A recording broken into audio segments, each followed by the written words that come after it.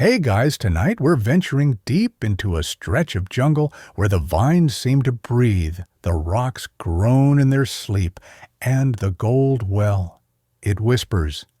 We're headed into the Colombian Sierra Nevada mountains, lush green, majestic, and absolutely cursed, if you believe the locals.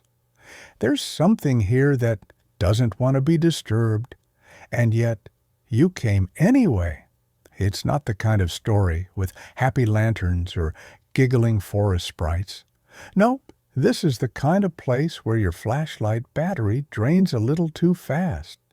The kind of night where the wind doesn't just howl, it talks. And if you're lucky, it won't call you by name. You probably won't survive this. But hey, let's have a look anyway.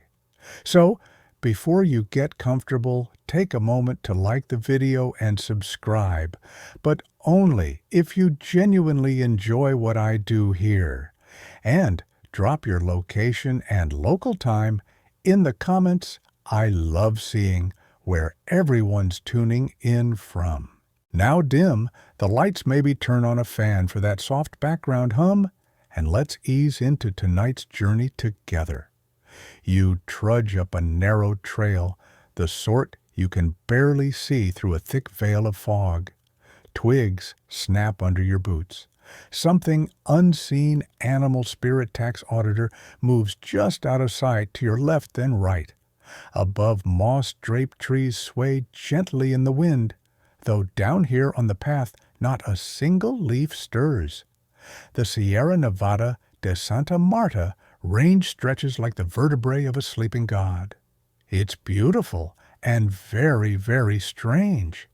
At this altitude, your breath comes shorter, but you push on up toward the mouth of a mine shaft that hasn't been touched in decades, maybe a century.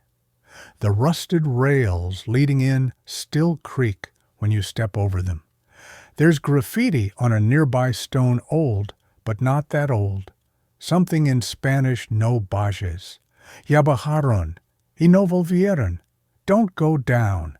They already went and never came back. This entire mountain chain has a reputation, not just among thrill seekers or ghost hunters, but among archaeologists too. One historian once called this area South America's Bermuda Triangle, where artifacts vanish, compasses twist like ballerinas, and locals only offer half answers before going suddenly quiet. And they always go quiet when you mention the mines. You duck your head and step inside. Instantly, the air cools several degrees. Damp stone walls close in on either side, and there's a low ceiling just high enough to avoid knocking your forehead barely. The flashlight beam shivers along old wooden supports, many of them black with time. And what's that char marks? Yeah, someone lit a fire in here. Or something did. Back in the 1800s, Spanish and Creole miners worked these tunnels day and night, hoping to extract gold from the sacred ground of the Tairona people. The Tairona had long since vanished, by then swallowed by jungle and conquest. But their legacy, it's still here, in the gold, in the caves, in the sounds. Behind you, there's a sharp clang. You spin around. Nothing. You whisper out a joke, just loud enough to hear yourself say it, but it dies in your throat. There's something unnatural about this silence. It's not just quiet. It's the kind of stillness that presses into your eardrums, demanding to be filled. That makes your thoughts seem louder, makes your memories whisper when they shouldn't. Up ahead, the tunnel forks. One path is partially caved in. The other disappears into blackness. Obviously, you pick the one that looks more dangerous, because this is what we do now, apparently. As you move deeper, you start to notice strange symbols carved into the walls. Not graffiti, not Spanish. These are older concentric spirals, jagged lines faces with too many eyes. You shine your light on one that seems to shimmer a little even when you move the beam away? Trick of the eye, you hope so. Historians still argue whether these symbols are genuine Tairona markings or later additions made by miners going slowly insane. Either way, the effect is the same. You feel watched. Here's a fun tidbit. Did you know some Tairona tombs were sealed with human sacrifices buried alive beside the treasure? Yeah, sweet dreams on that one. Suddenly, your foot snags something metallic. You look down, a rusted old miner's helmet. Not crushed, not worn out. Just set there, like someone might come back for it. Behind you, that clang comes again. Louder, you start to walk faster. And just for good measure, you keep talking to yourself because silence is starting to feel like a mistake. You mentioned something about insurance not covering spectral injury. Something about quitting your job and raising llamas. Then you stop because the tunnel widens. You step into a larger chamber, an old hub, where miners once gathered for lunch or to sort rock. There are splinters of rotting crates, pickaxes frozen mid-swing in broken stone, a set of bones in the corner, not fresh but not ancient either. The boots still have laces, and in the wall behind those bones, half buried in stone, is gold, a thick vein of it, gleaming in the flashlight like it's wet. You swear you can hear it hum. No, not hum, breathe. Okay, this is fine. Everything's fine. Except for one detail, the gold doesn't show up in your phone's camera. You try to snap a picture, but in every photo, that corner is just gone. Like someone photoshopped it out of reality. As you back away, something crunches beneath your boot. A tooth. Human. Molar, to be precise. So maybe this is the moment you turn back. Or maybe not yet. The deeper chambers are just ahead.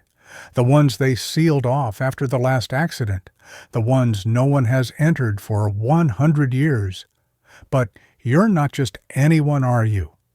The tunnel tightens again as you step away from the gold-veined chamber, your shoulders brushing cold stone. The air grows heavier, richer somehow, like you're breathing through a damp wool sweater dipped in pennies. Your flashlight flickers, but you shake it once, and it steadies. Classic. Batteries always get philosophical when the supernatural shows up. You edge deeper, following old rails that vanish into the gloom like a trail laid by ghosts. And maybe it was, because now just barely you hear the sound of voices. Not words, just a rhythm, like chanting in reverse. You freeze. The sound stops. And just like that, you've entered the domain of the Tairona. Before the mines, before the Spaniards, before even the jungle fully took root. This was home to one of the most advanced civilizations in pre-Columbian South America. The Tairona built stone cities high in the clouds, places like Ciudad Perdida, the Lost City, long before Machu Picchu was ever a hashtag. They constructed vast terraces, staircases of mossy stone that spiral up mountainsides like fingerprints of forgotten gods. Their craftsmanship was absurdly sophisticated. Hydraulic systems, observatories, temples, all swallowed by green centuries ago. And while most of the Tairona cities lie in ruins, now the jungle remembers. And so do the spirits. You duck beneath a collapsed beam, half-rotted and pulsing with mold. Beyond it, the tunnel opens into a series of carved alcoves, each lined with stones cut far too cleanly to be colonial. These weren't made for mining. They were made for worship, or warnings. In the flickering light, you notice something. Many of the carvings are headless, human shape sure, but with their heads chiseled clean off. One even looks like it's mid-scream. Artistic choice, maybe. Or maybe it's just what happens when a civilization decides to scrub away whatever they feared the most. Here's where the story gets tricky. Historians still argue whether the Tairona vanished due to warfare disease or mass migration. Some say they fled into the cloud forests to avoid the conquistadors. Others whisper they never left at all, they just changed. And this right here is where local legend starts to play chicken with archaeology. You see some elders in the nearby Kogi villages, descendants of the Tairona, by the way, talk about the deep ones, those who went into the earth and chose to stay. Not dead, not alive, something else. They speak in a dialect only the mountains understand, and they guard the gold from those who would take it. You step closer to a strange recess in the stone. Your flashlight catches something metallic again. Another pickaxe, this one embedded in the wall, like it was thrown with impossible force. The handle is petrified, the head bent as if it struck something much harder than rock. You pull back. It's not just tools stuck here, it's time itself. Because in the corner of this alcove is something that shouldn't be here. A leather-bound book. No rot. No dust. Just sitting there as if dropped an hour ago. You kneel and open it. Spanish, yes, but old. Very old. The entries are short, observational, nervous. You flip to the last page, which reads, translated, roughly, they are not bones. They are shells. The people here, they shed their skins when they die. And what's left? It waits. You pause. That was very not okay. Suddenly, you feel a rush of wind on your neck, but there's no breeze. You're underground. Then comes the sound again, the reverse chanting, except this time it's above you. Inside the rock, you shine your light upward and see nothing. But you feel the pressure, like a crowd of people standing just behind the stone, breathing, waiting, not hostile, not yet, but aware. You back away slowly and trip over something, a skull, human, definitely, but elongated subtly, not deformed, just different. You notice it's polished to a shine, and its jaw is wired shut with thin strands of what you really hope is plant fiber. Back in town, there are stories passed down for generations about the Tairona using gold not just for ornament, but for metaphysical boundaries, to lock things in. The gold wasn't taken, it was left behind, like a lid on a boiling pot. So, what happens when people come back and start chipping away at that lid? You think about the miners, not the Spaniards those poor guys barely lasted. You're thinking of the Creole and indigenous laborers who were forced back into these tunnels during the early 1900s. Entire families disappeared. Some were found later with no wounds, just blank faces, open eyes, and mouths stuffed with dirt. And then there's that fringe detail one German explorer wrote in the 1930s, a short passage in a poorly funded journal, the Tairona do not haunt. They inherit. When you come to take their gold, you become the vessel for its return. Vessel. That's a fun word, right?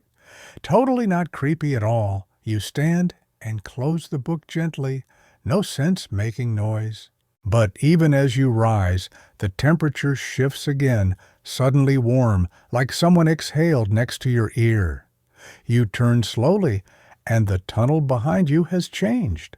The walls are closer, the carvings are deeper, and in the distance at the edge of your flashlight's reach, there's a silhouette.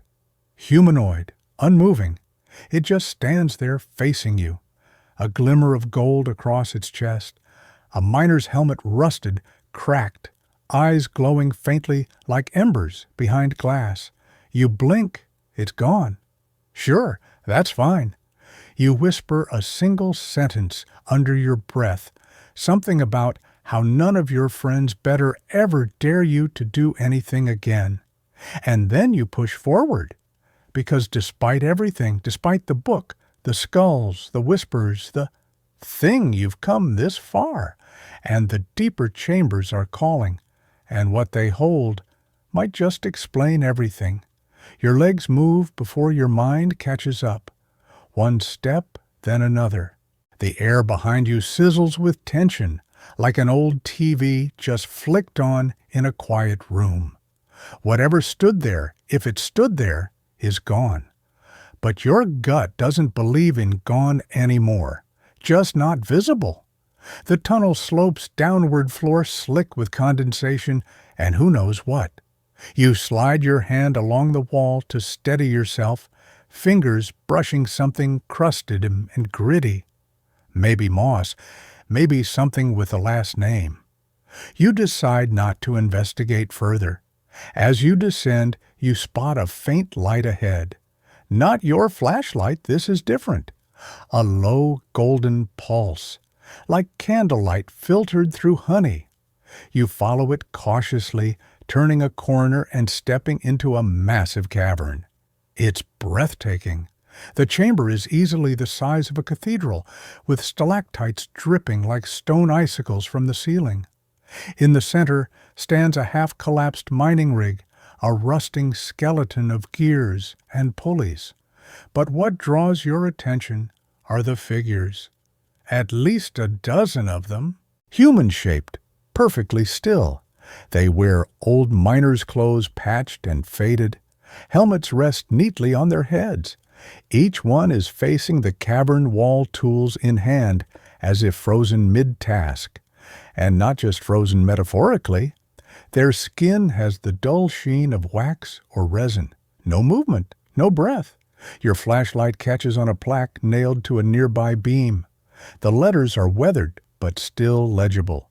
Camp Echo, Esther, 1889. Closed by order of provincial authority, 1891. 2 years. That's all this place lasted. Barely enough time to build a decent outhouse. And yet here, these workers stand, or whatever they are now. You step closer to one. His face is blank, but detailed. Deep lines in the forehead. A mustache thick with dust. A single tear track etched into the grime. You look down. His boots are fused to the floor, not by tar or cement, by gold. The metal snakes from the rock curling around his feet like vines. One tendril creeps up his shin mid-freeze, as if it was growing onto him the moment he stopped moving. You pull back hard. There's a quiet scratching sound from inside the wall, like fingernails across slate. You swing your light around, no movement. Yet the scratching continues, now to your left, now to your right, and above. Your ears ring as you try to parse direction until suddenly it stops. Then, from deep in the cavern, a laugh, a short, breathless, childlike giggle. Okay, no, absolutely not.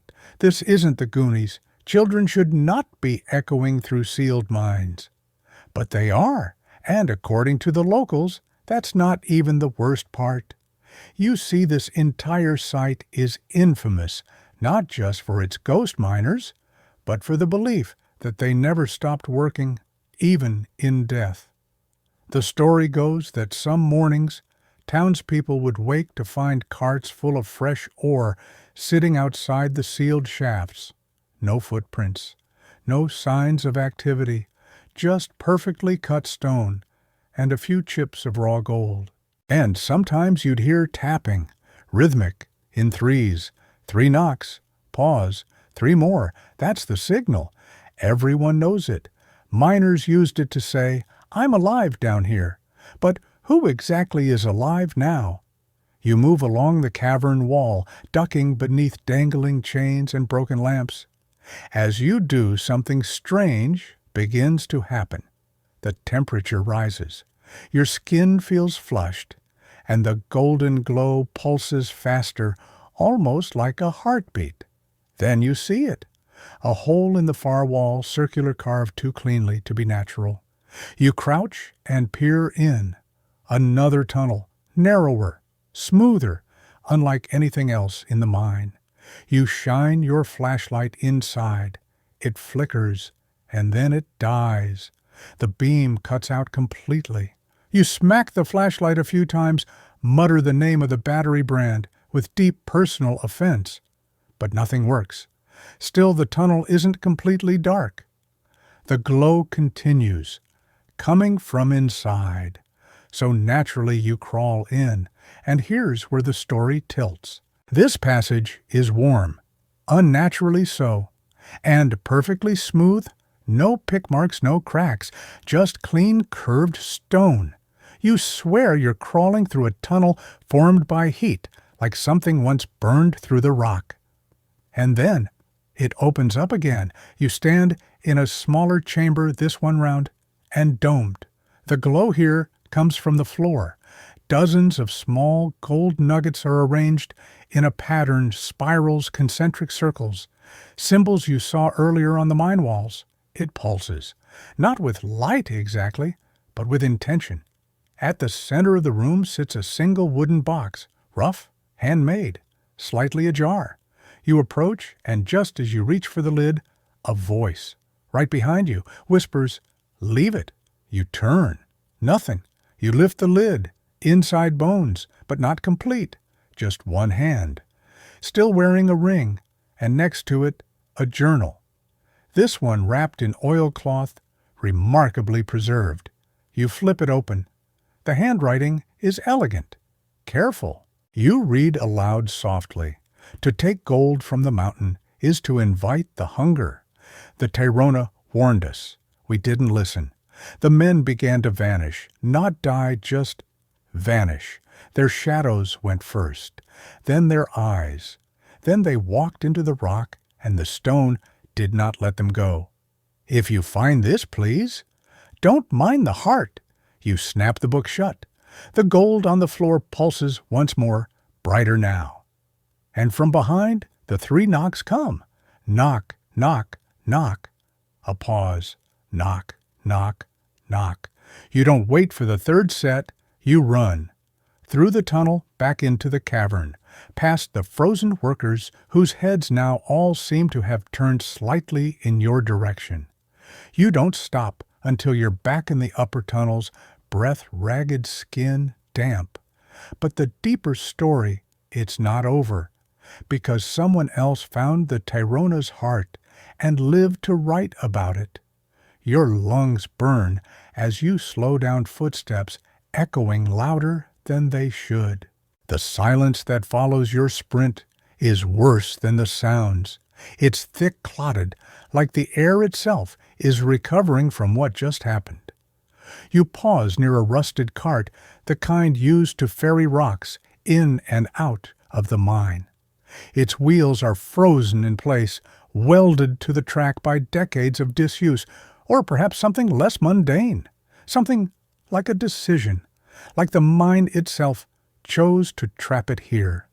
You rest your hand on the cart's edge to catch your breath and immediately jerk it back. The metal is warm, not just room temperature warm like left in the sun all day warm, which should be impossible because you're hundreds of feet underground and it's midnight time's gone blurry. That's comforting. Still, one thing is clear. You've touched something ancient, and something ancient is now touching back. You press on deeper into the mine, weaving through collapsed scaffolding and broken lanterns, until you find it the entrance to a sealed shaft, almost hidden behind a sagging wall of rotted timber. The boards are marked with faded red paint X shapes, and a word, barely legible, corazon, the heart. Remember that journal entry, "Don't mind the heart." Yeah, this is it. A voice in your head, probably the sensible, couch-loving version of you, screams to turn back. But curiosity has you by the collar, and it's not letting go. You pull aside the timber and duck through. Beyond is a vertical shaft, half ladder, half slide. It drops into a pit of darkness so deep your flashlight doesn't even dent it. Still there's a rope, frayed, old, but it holds your weight as you descend, each creak of tension sounding like a small scream. When your feet finally hit solid ground, the silence is absolute. Even your breath feels muted, like sound itself is holding its breath. You're standing on stone, but it's not rough or natural. It's polished smooth like obsidian or black glass. And ahead, embedded in the far wall, is a doorway. Not a cave entrance, not a tunnel, a doorway, carved perfectly square, framed with gold inlays that shimmer despite the lack of light. The air smells strange here, sweet metallic and faintly, like flowers, wild orchids maybe, or something that used to be flowers before the soil turned haunted. You step through the doorway and into a chamber unlike any you've seen. The ceiling is impossibly high, lost in darkness. The walls are lined with the more gold veins, but now they pulse faintly. The light isn't consistent. It comes in waves like the room is breathing, and in the center a massive altar. It's Tyrona, clearly. The same symbols etched in tight spirals, forming a map or a message. Resting atop it is something that doesn't belong, a modern-looking satchel. Canvas, military green, still zipped shut. You approach slowly, then you hear the breathing. Not yours, not behind you, underneath. You freeze. It's not heavy, not threatening, just steady. Something beneath the floor is alive, or at least pretending well enough to fool your nervous system. Still, your eyes flick to the bag. You unzip it. Inside are journals, 4 of them, leather-bound, crisp-edged. No mold, no damage, as if someone was down here last week. The first page of the top journal reads, Expedition 1973, led Dr. Eleanor Salgado, objective verify Tyrona gold origin hypothesis. Secondary objective recover artifact known as Ojo de la Madre, Mother's Eye. Historians still argue whether Dr. Salgado ever existed. Official records list no such expedition, but stories persist, especially among older miners, about a woman who vanished with her entire team after discovering something too valuable, too powerful to share with the outside world. According to fringe accounts, Salgado believed that Tyrona didn't just worship nature, they partnered with it. They weren't exploiting gold, they were feeding it, using it to contain something. And the Mother's Eye, a gemstone, roughly spherical, about the size of a heart, rumored to see truth bend space and link the living with the mountain's memory, or possibly give you super high cholesterol. The sources are split. You flip through the journal. Pages detail hallucinations, lost time, strange heat fluctuations. One entry reads, Day 11. The walls moved again. I think they're closing in to protect the altar, or to protect us from what's inside it. Elias won't stop humming the Tyrona death song. He says the gold speaks now. Suddenly, there's a click. Your head snaps up. The doorway is gone. Not just blocked, gone. Replaced by smooth black stone. No exit. And then you hear it again. The breathing. Faster now. You step back and your foot lands on something soft. You look down. A boot attached to a leg, which is attached to nothing. Just the leg alone. Fresh. Still warm. No blood. You want to scream, but your voice is trapped in the airless pressure. Instead, your eyes scan the altar again, and this time you see it. A cavity beneath the surface half opened. Inside is a glimmer of green. Not gold, not light. Something else. Wet-looking, pulsing faintly. It's watching you, and it wants you to come closer. You don't. Instead, you grab the journals, clutch them to your chest, and press your hand against the wall where the doorway used to be. It's soft, not like flesh, not like stone, something in between. You push harder. The wall pushes back. Then, without warning, the stone ripples. Just for a second. Just enough to form an opening. You don't wait for an invitation. You dive through, back into the mine, back into the relative safety of wood and rust and darkness that doesn't think. Behind you, the wall closes again, silent, as if it was never there, as if it's waiting for someone braver or more foolish to return. And maybe someday they will, because the journals, they tell you one last thing. There's more than one heart. You don't remember running. 1 minute, you're staring at the sealed wall, heart thundering so hard it could power a city.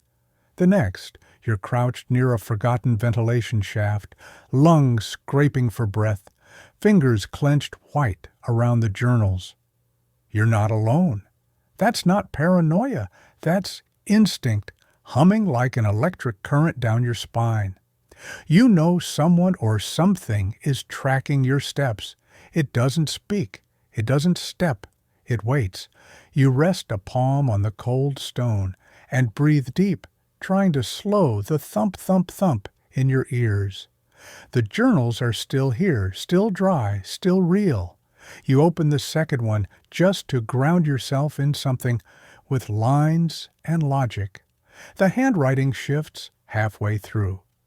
Tighter, frantic. One entry reads, Day 14. We broke into the second shaft today.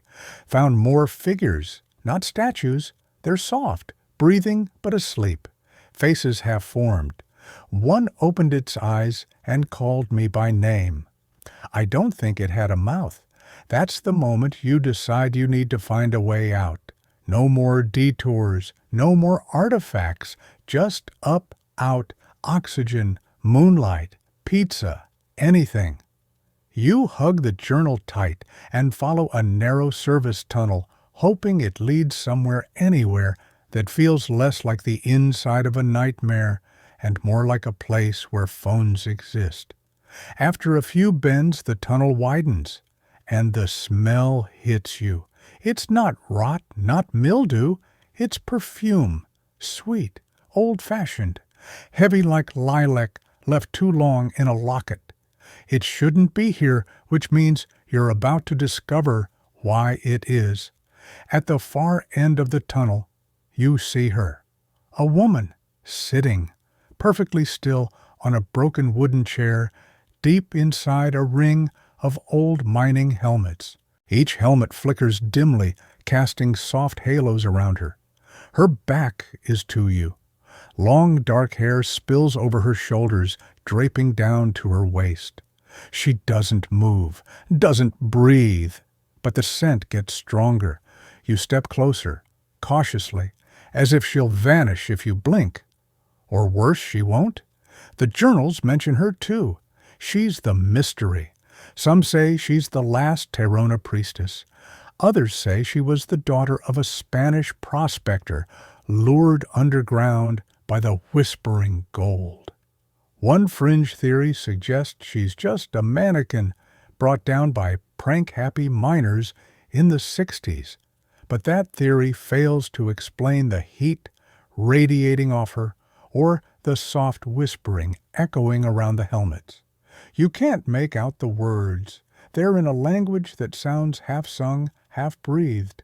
You edge closer, just one step.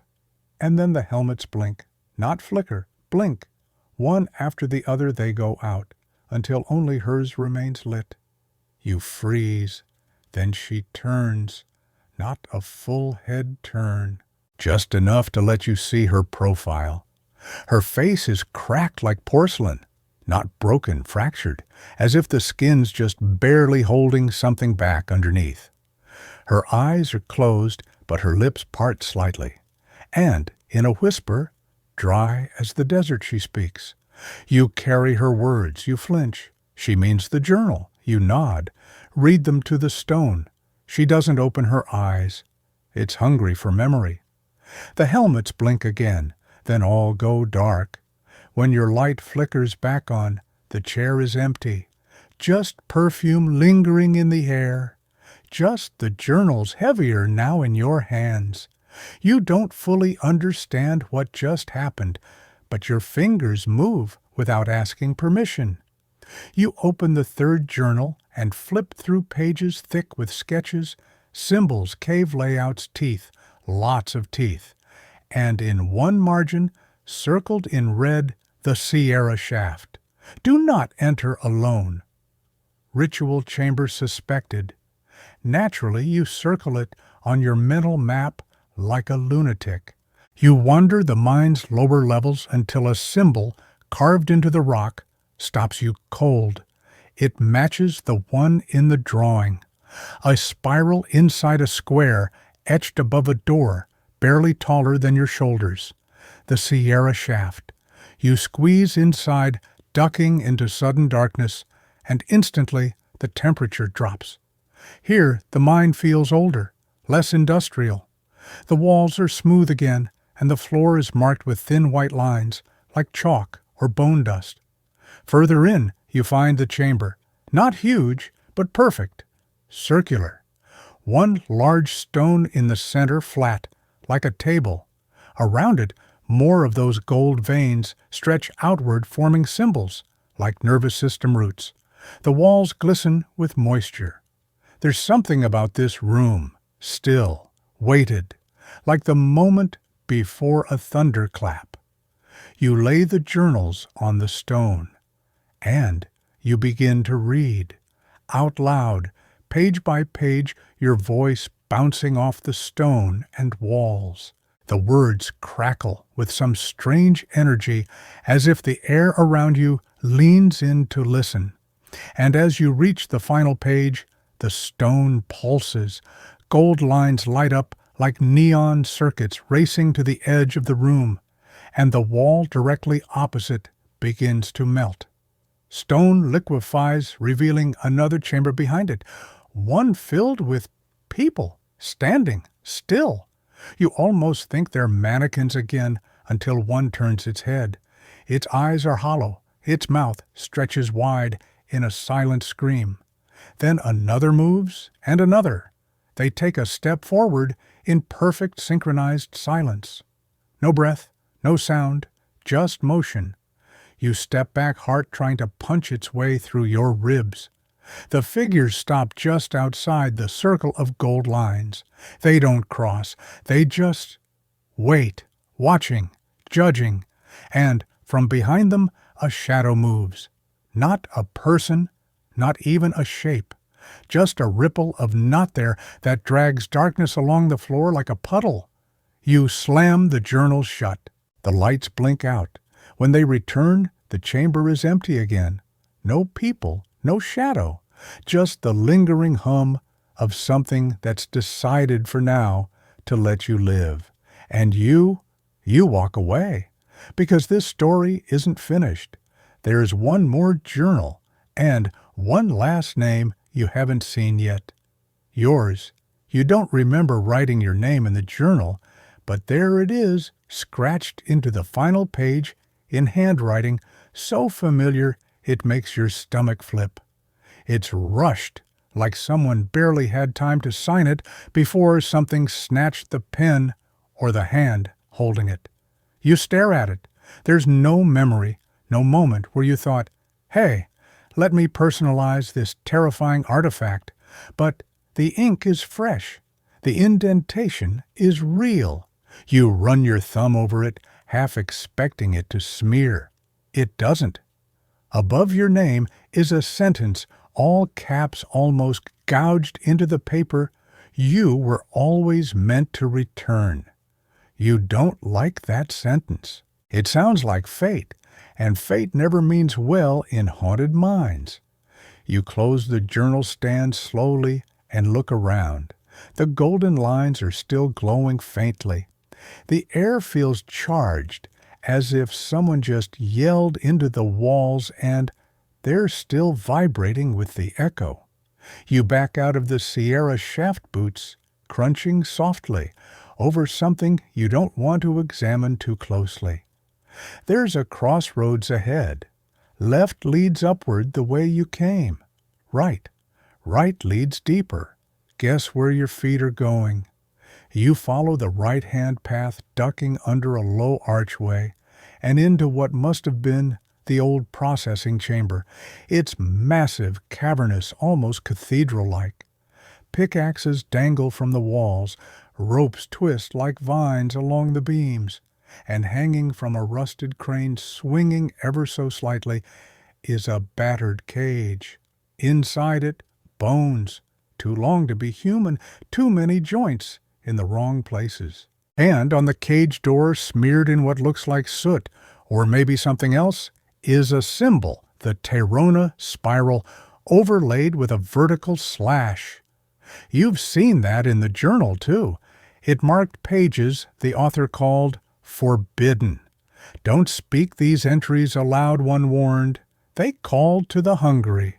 But that's the thing, you've already read them aloud. Down in the ritual chamber, whatever was sleeping, you probably nudged it.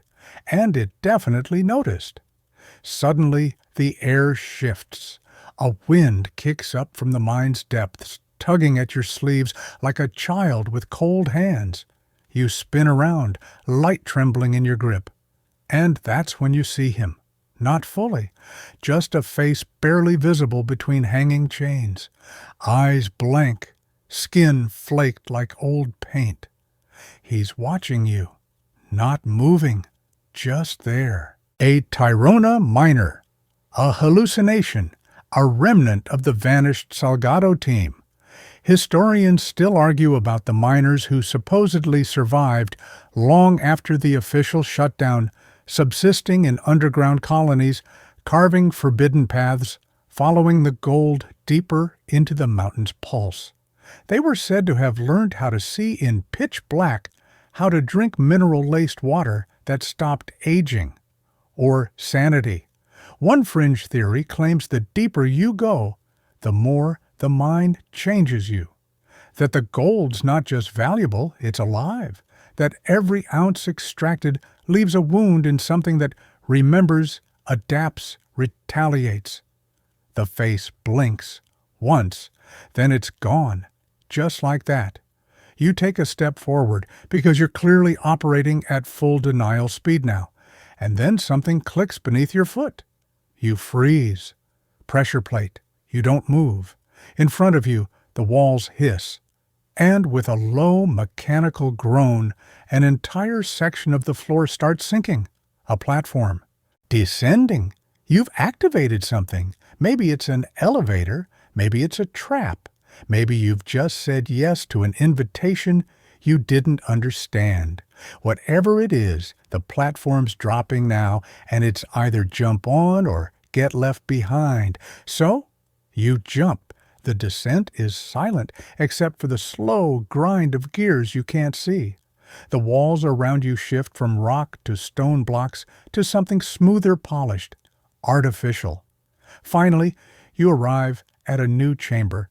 This one is circular too, but unlike the ritual room, this is residential or ceremonial.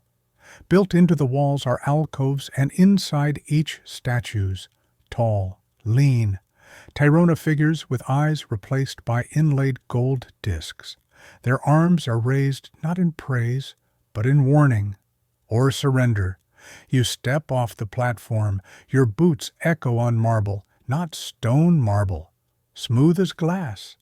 The chamber's centerpiece is a pool, not water, gold, liquid, rippling. It moves on its own. No wind, no touch, but the surface trembles like something beneath is shifting. The light it casts doesn't reflect. It glows. You approach and see the reflections of the statues behind you. Only, they're not statues anymore. They're standing, arms still up, heads slowly turning. Their eyes, those gold discs, shine brighter than before. You spin around, empty alcoves, figures standing on the floor now, watching you, silently. Then, from the far side of the room, a voice calls out. A woman, clear, echoing, "You're not the first."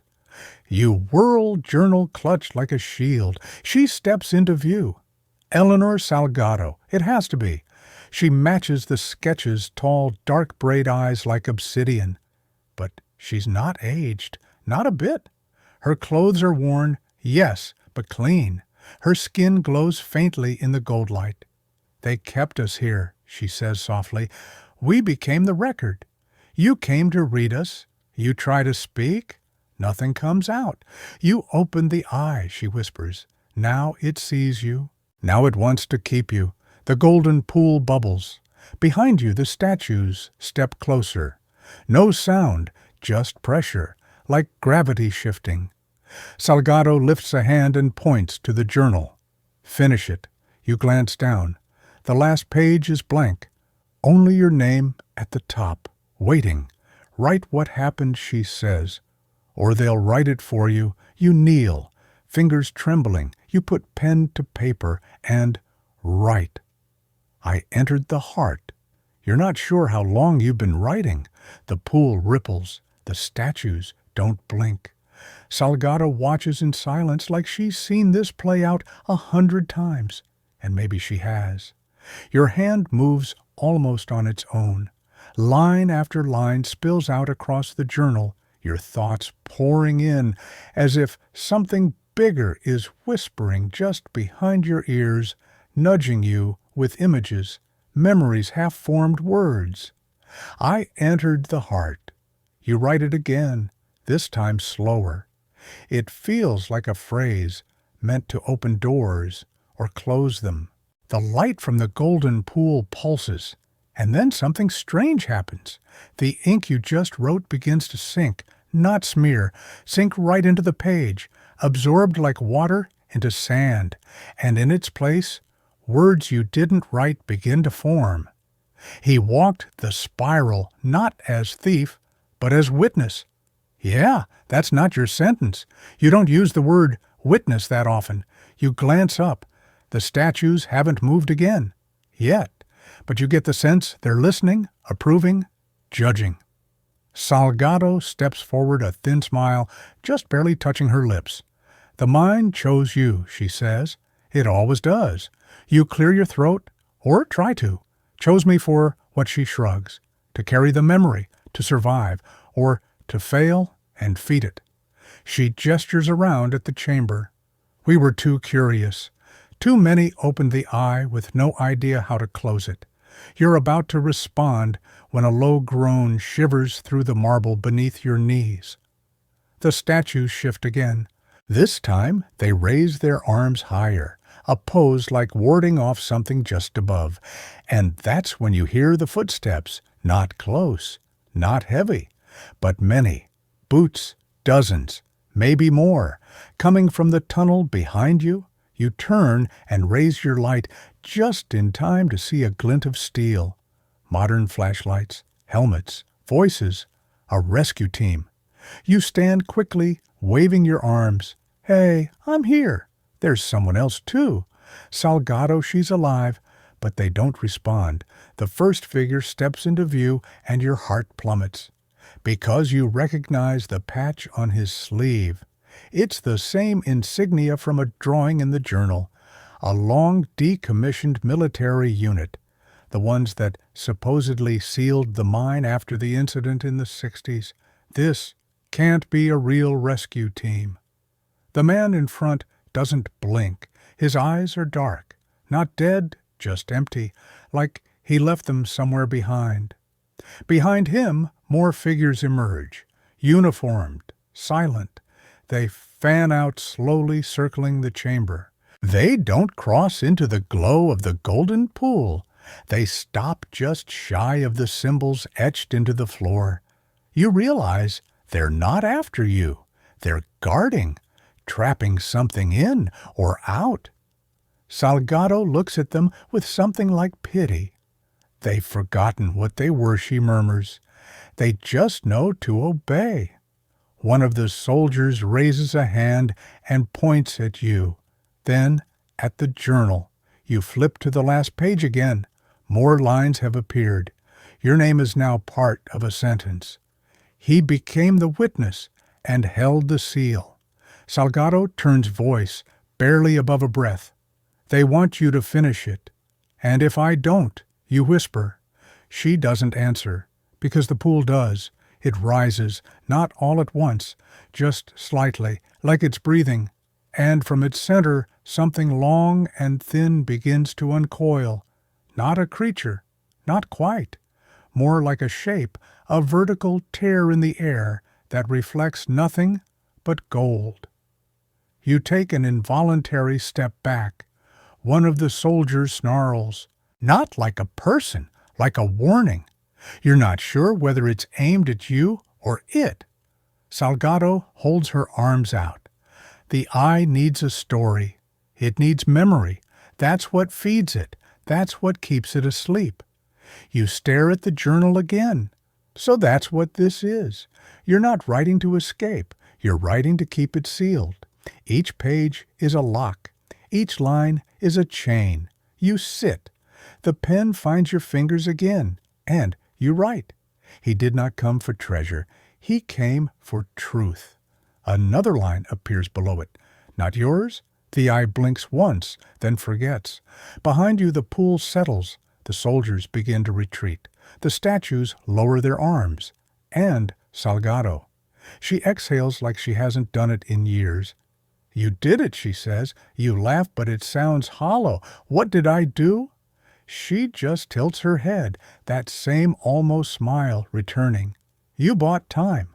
The platform begins to rise again. Salgado nods toward it. You can leave now, but you'll come back. They always do. You step on. The statues bow their heads. The pool dims.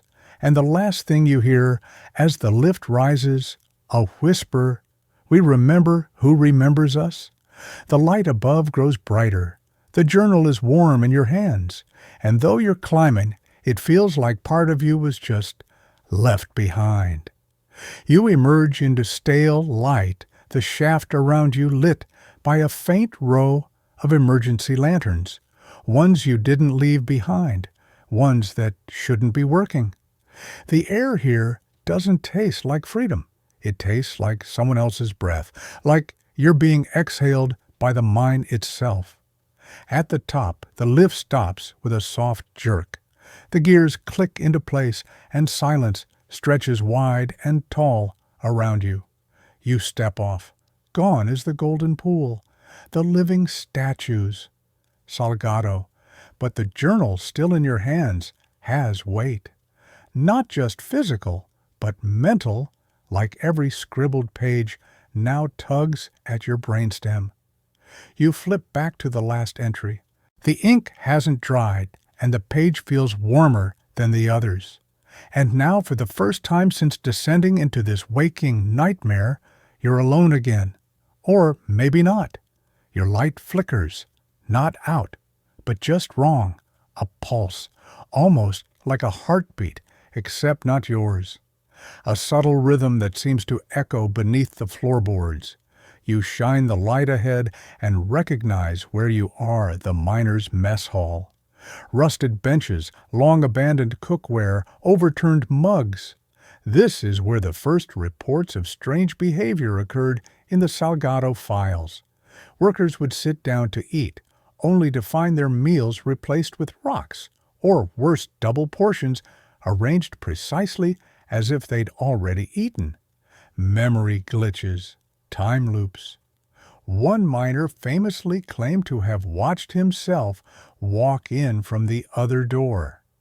Historians still argue whether it was stress gas leaks or some hallucinogenic mineral exposure. One theory, fringe but eerily detailed, claims that the mine mimics visitors once it's bonded with them, creates spectral echoes, ghosts sure, but not of the dead, of the living. And tonight, you catch movement in your periphery. You stop cold. There, through the broken window of the mess hall door, a figure, flickering, distorted like poor VHS footage, but unmistakable. It's you, standing, watching, not moving. You raise your hand. It doesn't. You step sideways. It turns around and walks away. Yeah, cool. You make for the exit. The tunnel's grown tighter than you remember, almost as if the walls have gently, politely collapsed inward while you were gone. Not enough to trap you, but enough to remind you that leaving is not entirely up to you. Along the walls, new carvings appear, fresh, jagged, Tyrona spirals mixed with strange geometric designs like circuitry but organic, and in several spots, words in Spanish "La memoria pesa," memory weighs. You pause near one. There's something tucked into the carving. A tooth? Human maybe, but gold-plated, like it was gifted to the rock. You don't take it, you keep walking. Back in the upper maintenance corridors, the temperature drops, not sharply, just enough that your breath becomes visible trailing behind you like a leash. And then you see it, the main gate. You almost weep, rusty, half-open sunlight streaming through like it's been waiting to kiss your face for hours. You run toward it, heart finally punching your ribs with hope. But when you pass through the arch, everything shifts. The sun gone, the gate closed. Behind you, solid wall. Before you, a room. Not the outside, not escape. You're in an office, someone's office. Neat desk, fan gently spinning. Old calendar on the wall, dated June 1974. Still flipping slowly like time got bored halfway through.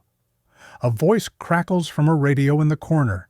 Extraction Team 4 confirms subject return. Repeat confirm return. You walk toward it slowly. Subject exhibits typical timeline displacement. Observation window opening. Please prepare for debrief. You try to speak into it. Nothing. No buttons. No microphone. You turn to the desk. There's a folder waiting. Your name is on the tab. You flip it open. Photos of you, taken today, descending, writing, standing beside Salgado. You keep flipping. A list of timestamps. Details. A scribbled phrase. Subject, Arrow 37B, acceptable containment risk. And underneath this chilling afterthought, cycle incomplete. Memory still forming. You back away, and the walls begin to dissolve. Not collapse, dissolve, like salt in warm water. Behind them, the shaft again, the golden glow. The journal in your hand laughs, not audibly, but the spine creaks like it's stretching, like it's happy. So that's the game, huh? You don't escape. You reset. Every exit is just another entrance. Salgado wasn't stuck. She was the story. And now you're part of it, too. The lift descends again, but this time you don't remember stepping on. The soldiers are gone. The pool is still. The statues watch you approach, as if welcoming back an old friend. Salgado sits by the water, now smiling faintly. It's quicker, this time, she says. You're adapting. You blink. Your lips move. How many times she shrugs. Enough. You sit beside her. The journal opens again, its spine cracking louder now, and on the next blank page, your own face, drawn in golden ink. You don't scream, not because you're brave, but because somehow screaming would feel rude, like yelling in a museum or belching in church. This place isn't hostile. It's reverent, sacred in a way that bypasses your rational brain and nestles somewhere deeper, closer to instinct. The page with your face on it doesn't blink or smirk. It just is, etched with a precision that no pen, no hand, no earthly eye should be able to pull off. And when you look closely, there's something worse. You're older, grayer at the temples, wrinkles around your eyes, a threadbare look of someone who's seen too much. You turn to Salgado. How long have I been here? She gently taps the side of her head. That depends. Memory runs differently here. Like syrup. Some drift backward, others forward. Occasionally, someone drowns in their own future. Neat. Cool. So you might already be dead in a week. You haven't lived yet. She seems to read your panic and nods sympathetically. But here's the bright side. Most people never get past this level you ask. She points across the pool. The statues have shifted again. Not just posed differently, they've aged. Moss now covers their stone robes. One's even missing an arm. You squint and suddenly realize they were people. Once. The poses aren't aesthetic. They're mid-action, mid-surrender. Their final moments frozen into permanence. Salgado follows your gaze. They stayed too long. Forgot who they were. The eye doesn't need corpses. It needs memory holders. But it always tests for loyalty. The golden pool ripples. No footsteps, no soldiers. But something else enters the chamber. A man, thin, bones wrapped in damp khaki. He's carrying a book identical to yours, but his pages flap loosely unbound. As he moves, you realize he's humming a single low note, over and over, like a chant without words. Salgado doesn't acknowledge him, neither do the statues, but you can't look away. The man kneels beside the pool and dips a page into it. The gold liquid accepts it, folding the sheet beneath its surface without a ripple. He hums once more and vanishes, gone, just like that.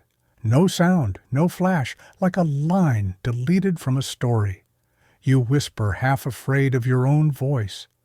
What just happened? Salgado leans forward. He surrendered his story, gave it willingly. The eye rewards obedience with erasure. You recoil. So he's gone. She shrugs. Gone here, gone now. Maybe reborn in a tale of another mind, another ghost, another bedtime story that skips too many details. Or maybe just gone. You stare into the pool. Your own face stares back. But it shifts, flickers, becomes the older version again. Then blink, you're looking at Salgado's face. Only it's not her. It's you wearing her features like a badly fit costume. You pull back. The illusion fades. Salgado offers no comfort, just facts. The eye teaches us by showing. That's the problem with memory. It's not just about holding on. Sometimes it wants to leak out. The journal in your hands flips to a new page.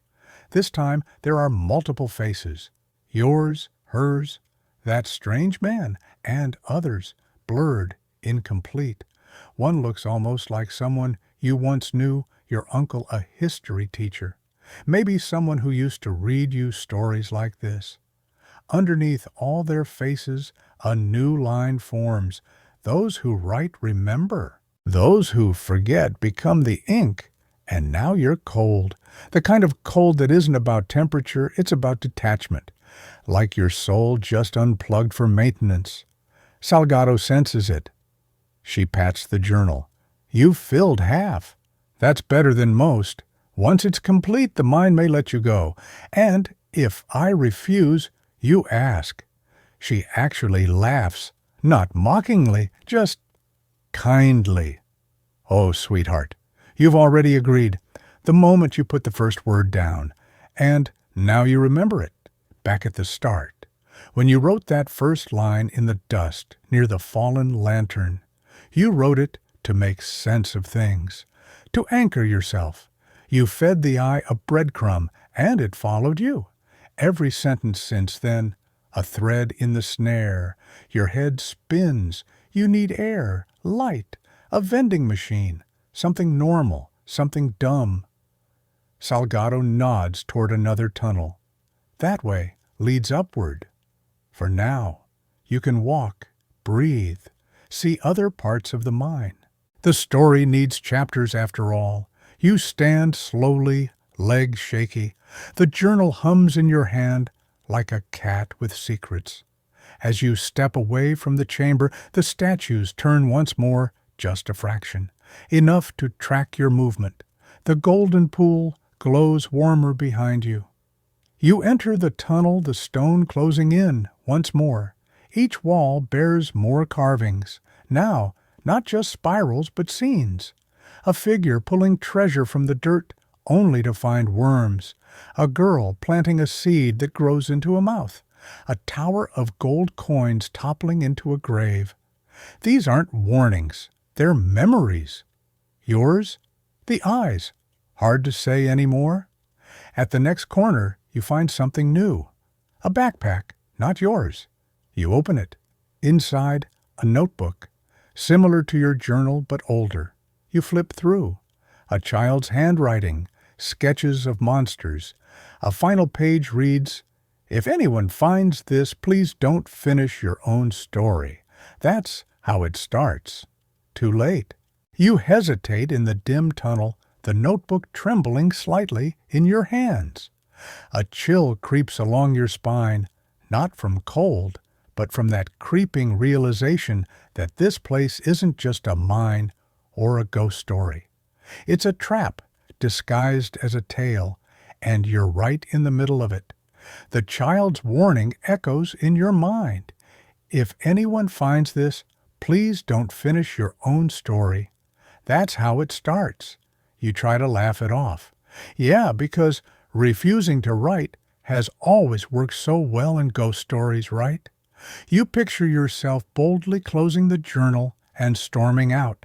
Spoiler, that doesn't happen here. The walls close in, again a slow squeeze, like the mine itself is impatient for your next move. You feel eyes on you. Remember the statues. They're not just cold stone anymore. They almost seem watchful. A gentle rustle nearby confirms you're not alone. A faint whisper, barely audible, as if carried by the tunnel's breath. You lean closer to the notebook, flipping back through its pages.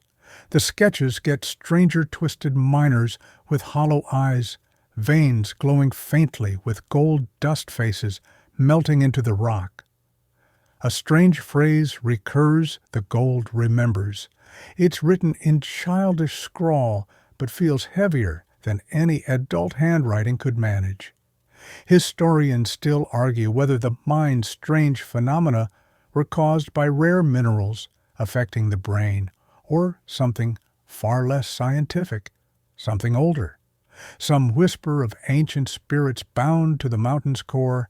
Others speak of curses laid down by displaced indigenous peoples, forgotten in the rush for gold. Your light flickers again. You glance up, heart-skipping. Shadows move just beyond the beam's reach. Not quite figures, but echoes, half-formed shapes made of dust and memory. One reaches out thin fingers, brushing a wall, leaving behind golden smears that vanish almost immediately. You swallow.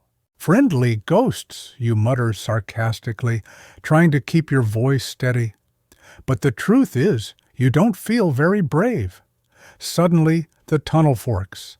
Left is a faint warmth, the sound of distant dripping water echoing. Right smells stale metallic like blood and rust. You hesitate, knowing this decision might matter more than you think. You remember the rescue team, the silent soldiers with empty eyes. Were they guarding the exit or the deeper secrets? And Salgado's cryptic words, "They want you to finish it." What if choosing the wrong path means writing a chapter you can't escape? You step left. The walls open slightly, revealing an underground cavern. The air is thick with moisture and something else, something faintly sweet and rotten all at once. You see remnants of old mining gear, rusted carts, broken helmets, but scattered among the debris are objects that don't belong, children's toys, a cracked mirror reflecting nothing but darkness, and a cracked music box playing a warped lullaby. You crouch to examine the mirror. Your reflection shimmers, distorts, and suddenly you're looking at yourself as a child, eyes wide, terrified, trapped. You blink, and it's gone. You hear the lullaby's slow warp and stop altogether. Behind you, the tunnel shifts again. You feel the mind breathing alive and watching, waiting. You sit on a rock, exhaustion pulling at your limbs. You wonder, is this mine? A tomb? A prison or something? More like a storyteller with endless patience, weaving you deeper into its own narrative. And as your eyelids grow heavy, you realize one truth. You probably won't survive this. But then again, maybe surviving isn't what this is about at all. You push yourself to stand, despite the heaviness in your limbs, the lullaby still haunting your ears. Somewhere deep in this mine, a clock ticks. Not a normal clock, but one that measures not hours or minutes, but moments each, a fragment of a story slowly unraveling a thread in the vast tapestry of lost memories. The cavern's darkness seems to swallow your light as you move forward. The air tastes faintly metallic now, like blood mixed with rust, reminding you why some miners never came back. But that's the official version. The unofficial, whispered in hushed tones by old-timers, is that the Torona spirits themselves have bound the mine in a web of stories and shadows. Historians still argue whether the Torona ghosts are merely folklore or something older, a spiritual echo of lives uprooted and land stolen. What you're certain of is this: somewhere in this tangled history, truth and myth blend like the layers of gold and rock beneath your feet. A sudden breeze rushes past you. For a second, you think you hear a voice, distant but clear. Remember us. You glance around. No one. Just the quiet drip of water, the creak of unseen hinges. You reach into your pocket and clutch the journal, your lifeline, your curse, your guide. Up ahead, a faint orange glow flickers.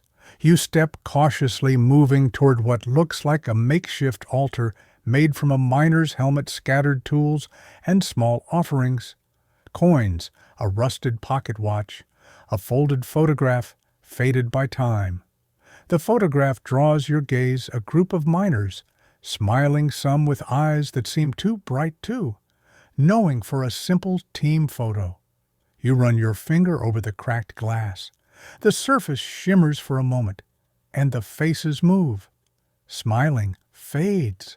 Eyes darken. They whisper, but the words are lost in a sudden gust that blows out your light. You fumble with your lighter. Sparks, then flame. When your light steadies, you find yourself staring into the eyes of a miner. Not the photograph, but standing right before you. His face is tired, etched with dirt and sorrow, but his eyes pierce yours. "Help us," he says, voice barely a whisper. You want to run, but your feet feel cemented to the spot. Trapped, he continues, in the gold, in the memory, in the story. The phrase hits hard. You clutch the journal tighter. You realize this is no mere ghost story. It's a plea. You ask him how he looks away, fading slightly. The mine, it keeps us here because we forgot who we were, because we didn't finish the story. You remember the child's warning in the notebook, don't finish your story. But the miner's gaze is desperate. You have to set us free. You hesitate. This place wants you to write, to remember, to become part of its endless cycle. The air grows colder. The shadows deepen. You wonder if freedom means finishing the story or breaking the pattern entirely. And as the miner's form dissolves into the darkness, you hear a new whisper. Write carefully, because in here, every word counts. The tunnel narrows again, swallowing your footsteps as you push onward, the miner's fading plea still ringing in your ears. Your fingers tighten around the journal, a strange mix of comfort and weight pressing down on you. This place, with its whispered memories and shifting shadows, feels less like a mine and more like a living archive, a library of lost souls trapped between pages. You pause at a crossroads. One path curls upward, bathed in faint natural light, promising escape, or so it seems. The other plunges deeper into darkness, promising secrets buried beneath centuries of dust and silence. You choose down because you've come this far, and somehow you know the answers are hidden in the mind's depths. The air grows thick, heavy with the scent of wet earth and forgotten stories. Your footsteps echo against walls, slick with mineral stains glittering faintly under your flickering light. Somewhere ahead, a slow drip of water steady rhythmic beats like a heartbeat. You stop. Listen, the drip is joined by something else, a faint hum. A song without words, almost like the chant you saw the strange man hum before surrendering his pages. It feels both ancient and alive, threading through the silence like a ghostly lullaby. You follow the sound, stepping carefully over broken rails and discarded tools, each step drawing you closer to the source. Suddenly, the tunnel opens into a vast chamber, its ceiling lost in shadows. Golden veins run through the rock, pulsing softly with an eerie light. At the center, a massive crystal formation glows, refracting your light into 1,000 tiny rainbows. The hum intensifies, vibrating through the stone floor beneath your feet. You notice figures surrounding the chamber's edge, miners or what's left of them, their forms flickering like shadows cast by a candle's flame. Their faces are etched with fatigue and hope, eyes locked on the glowing crystal. One steps forward, his voice barely audible over the hum, the heart of the mine, the source. It holds our stories, our memories, our pain. You glance at your journal. The pages feel warm. He continues, "We became part of the mine because we were forgotten by the world above. But here, our stories live on, trapped in this crystal's glow." You realize this crystal is more than mineral. It's a living archive, feeding on memory, holding time itself captive. A shimmering prison for lost souls. Historians still argue whether the Tyrona spirits are actual entities or manifestations of collective trauma from the brutal gold rush era. The truth is blurred like the reflection in your journal's golden pages. The miners beckon you closer. You carry the power to release us, the lead figure says. Write us free. Finish the story, but write it with heart, with truth. You hesitate. Because this story isn't just about ghosts or gold, it's about forgotten lives, stolen futures, and the weight of memory. You reach out, fingers trembling to touch the crystal. It pulses, warms, and suddenly the chamber brightens. You are the story now. The crystal's glow washes over you, gentle yet insistent, like the tide pulling you deeper into a dream you can't wake from. Your journal hums its pages, flickering alive with words that weren't there before, words you didn't write. They swirl and dance, forming stories of miners long vanished, their hopes, their fears, their last moments, carved into the very essence of this place.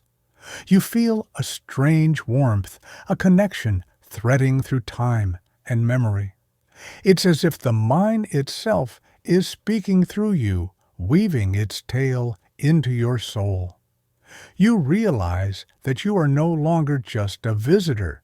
You are a vessel, a keeper of stories that refuse to die. But with that power comes a heavy question. What story will you choose to tell? Will you free these lost souls by sharing their truth?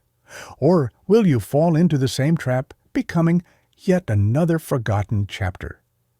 The miners watch silently, their faces etched with both desperation and hope. You notice one of them, a young woman, her eyes bright with determination, despite the shadows clinging to her skin. She steps forward, placing a weathered hand on your shoulder.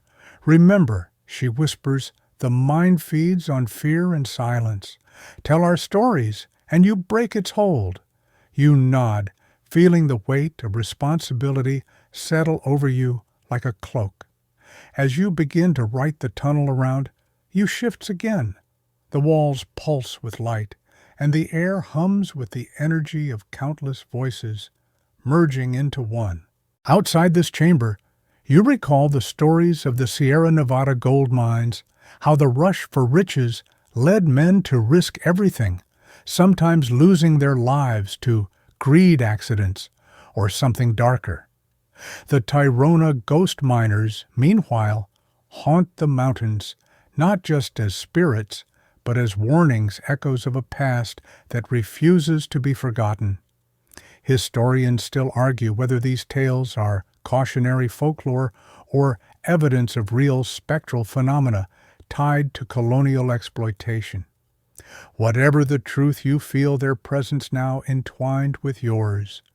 You write steadily, each word a thread, unraveling the mind's secrets, honoring those trapped in its golden grasp. And with every sentence, the crystal's light grows brighter, the miners' forms becoming clearer, their sorrow lifting like morning mist. A final question lingers in the air: can stories truly set us free? You don't answer yet, because right now you're still inside the tale. You feel the tunnel's pulse slow as you keep writing, the weight of centuries pressing lighter on your shoulders. The miners gather closer, their outlines sharper, smiles softer. The crystal's glow bathes the chamber in warm gold, the eerie cold replaced by a gentle embrace. It's as if the mind is breathing with you now, alive not with menace, but with release. Outside, the Sierra Nevada mountains hold their silent vigil, their peaks piercing the sky like ancient sentinels, guarding stories that refuse to fade. You think about the gold rush, the frenzy that pulled so many into this harsh landscape, promising wealth, but often delivering hardship and loss. The Tyrona ghosts aren't just spirits, they're reminders of the human cost beneath every glittering nugget. You recall the strange man's warning, the pages he surrendered, the unfinished stories of those lost underground. Now, with your words flowing, you feel the tension easing, as if each line you write stitches the tears in the mind's fabric, mending what was broken. Historians still debate whether the Tyrona ghost miners are manifestations of collective guilt or something more supernatural.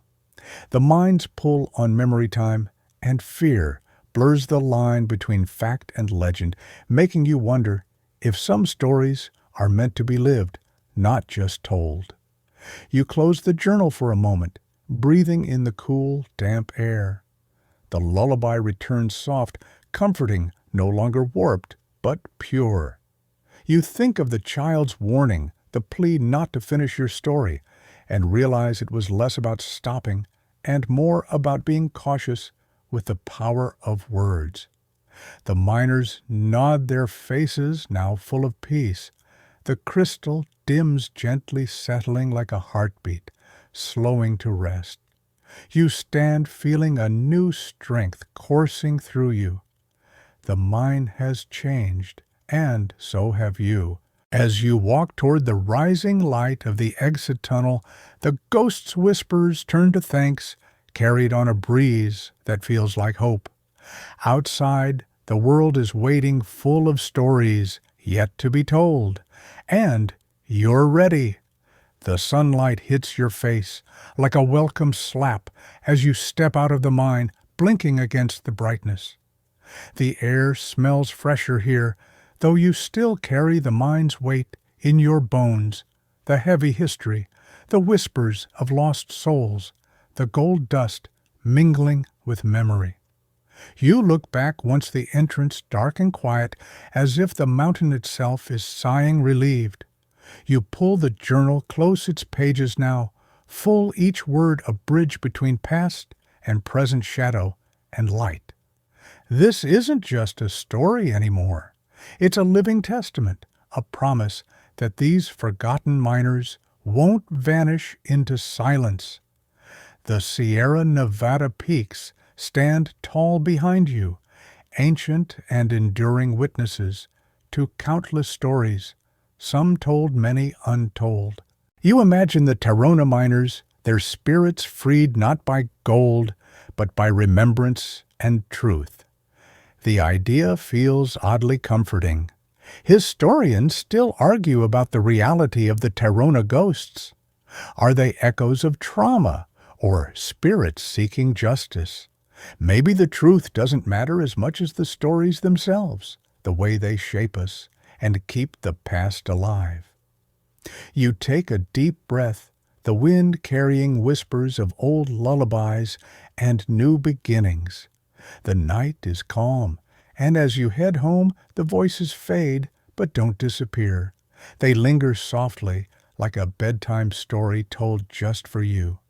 So now, as you settle in and the world quiets down, remember this: every story matters, especially the ones buried deep beneath the surface, waiting for someone to listen. Thanks for staying with me through this journey. Now dim the lights, maybe turn on a fan for that soft background hum, and drift gently into your own dreams. The night shadows lengthen and soften, folding you into a gentle embrace. The echoes of the mind's secrets fade into a quiet hum, like a distant lullaby sung just for you. You feel the weight of the stories lift, replaced by a calm understanding.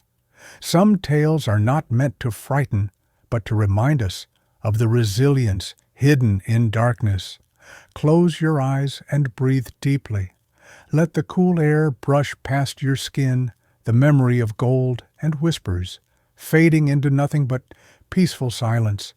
The ghosts have settled their stories, told their spirits at rest. As your thoughts slow, know that you are safe here, wrapped in the quiet comfort of night. Tomorrow will bring new stories, new adventures, but for now, let your mind drift softly, carried on the wings of whispered memories. Good night.